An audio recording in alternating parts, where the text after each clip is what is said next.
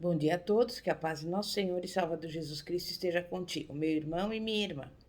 A mensagem de hoje tem como tema milagres no dia a dia. Você sabe o que é um milagre? Estamos acostumados a diferentes definições como será um milagre se conseguimos pagar as contas este mês? Passei na prova e isto é um milagre. Mas nenhuma dessas definições sequer se aproxima da verdade sobre o que é de fato um milagre, um evento sobrenatural, uma intervenção de Deus no universo natural, uma realização poderosa que não podemos reproduzir por nós mesmos e que só pode ser gerado pelo poder de Deus. Milagres são acontecimentos do dia a dia para que o povo que anda sob a luz de Deus veja a manifestação do seu poder. De Gênesis a Apocalipse, a Bíblia está cheia de milagres. Muitos desses eventos não apenas mudaram a vida de um homem ou de uma mulher, como também alteraram a de famílias inteiras e até o curso da história.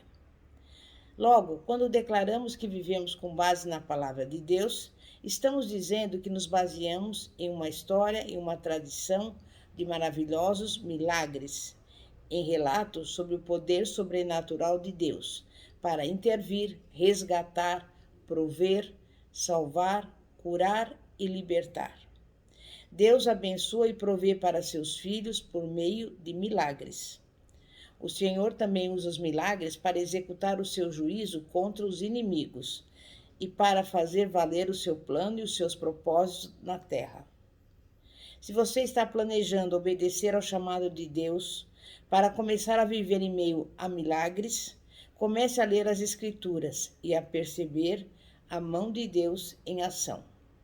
No livro inteiro de Êxodo estão registrados os milagres divinos operados por intermédio de Moisés e de Arão em seus esforços para libertar Israel do Egito e conduzir o povo hebreu à terra prometida.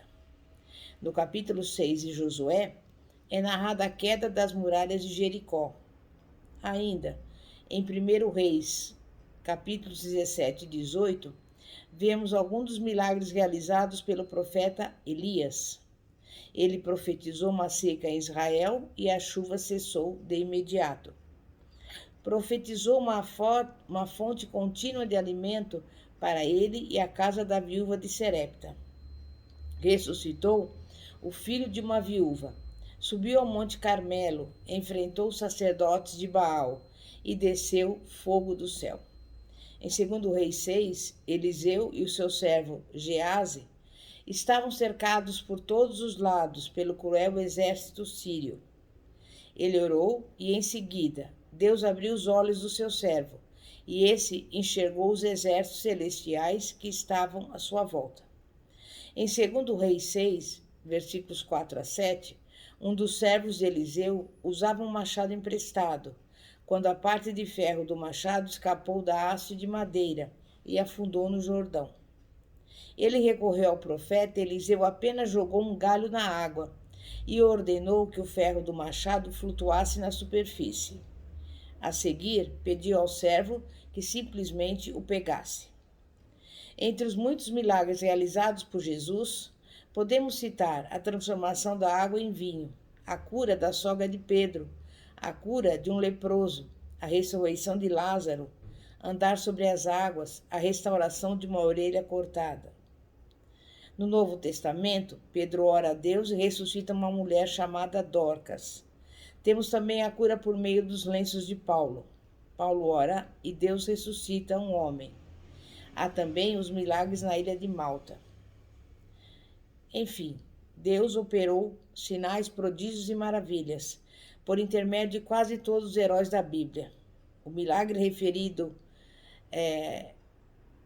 na palavra de Deus em Atos 3 diz respeito à cura de um coxo que pedia esmolas ao lado da porta do templo chamada Formosa.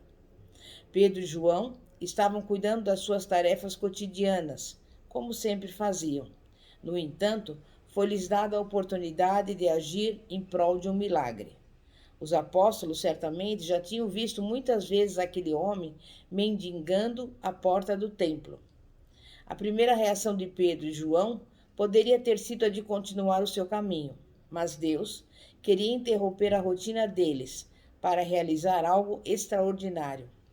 O Pai queria glorificar de modo público seu Filho, Jesus, mediante um espantoso milagre, e em seguida usar esse feito para chamar a atenção das pessoas e levar Pedro a pregar o Evangelho a todos que se encontravam no templo.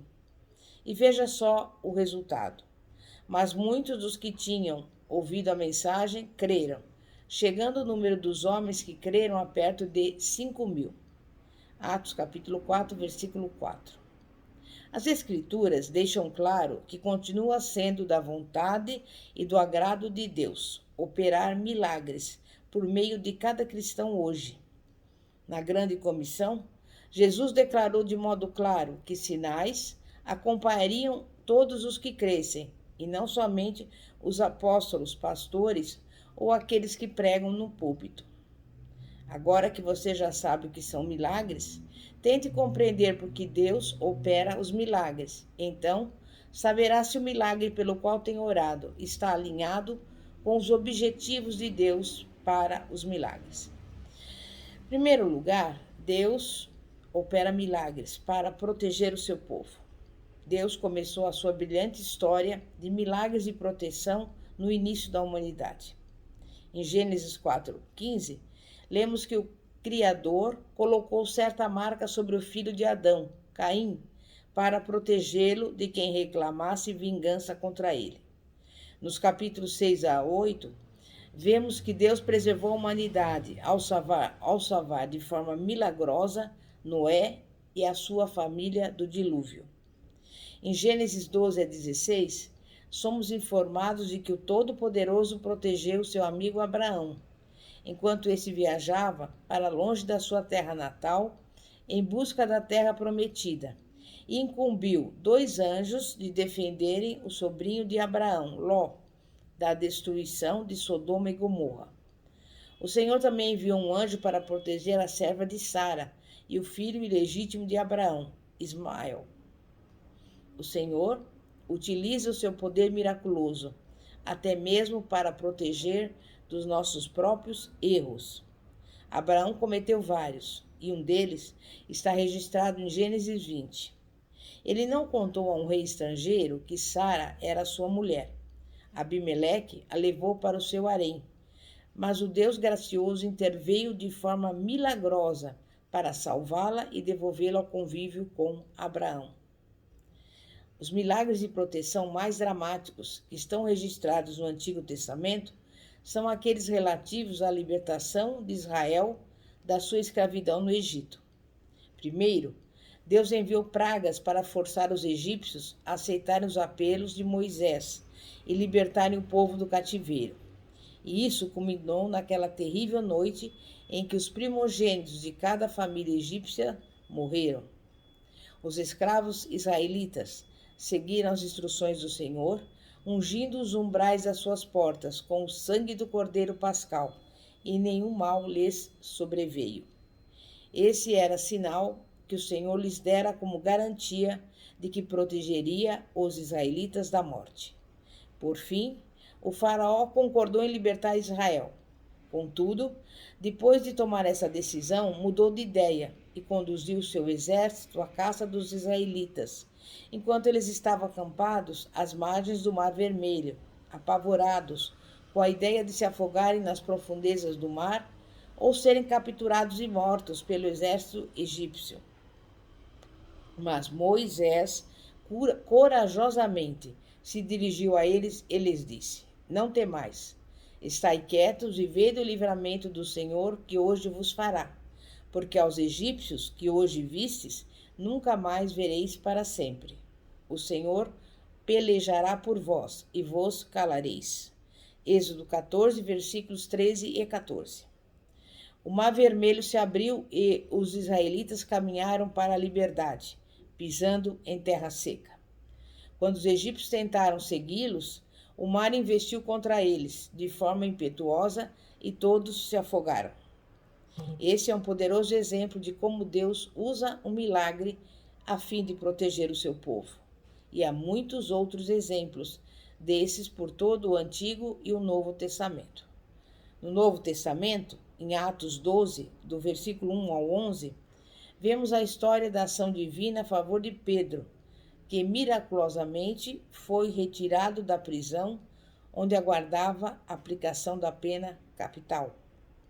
Herodes acabara de ordenar a decapitação de Tiago e intentava fazer o mesmo a Pedro, porque percebeu que perseguir os cristãos rendia-lhe um prestígio junto às autoridades religiosas judaicas da época, frustradas em sua expectativa de que a morte de Jesus interromperia a divulgação dos seus ensinos e abalaria a solidariedade dos seus discípulos.